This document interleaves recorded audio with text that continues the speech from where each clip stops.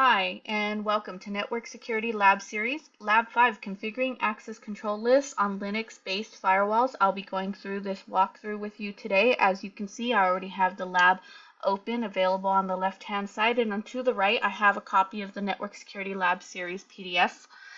If you do not have a copy of that, you do have the option to utilize the Content tab here and look over the lab series instructions here. You can even undock it if you right click on the down arrow under the content tab and select undock, and what it will do is open up this form in a separate web page for you so that you could move it around as you wish.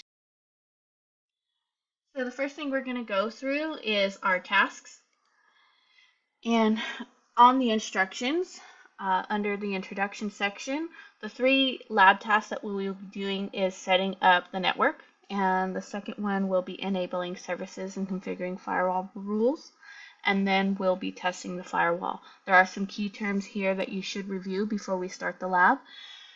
And if we move along through the document, there is a copy of the lab topology. But over to the left-hand side of my screen in the actual lab, you can see that this topology is actually interactive. So if you clicked on one of these devices or one of these icons, it will take you to that virtual machine. Back to the document, under lab settings, it tells you which virtual machines we will be using in this lab.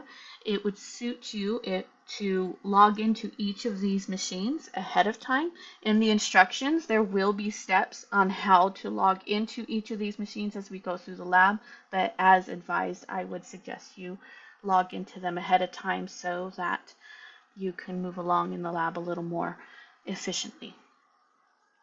So, come back to my next video where I'm going to go over lesson 1, setting up the sniffer, after you had logged into the various virtual machines that we will be using in this lab, and I'll see you soon.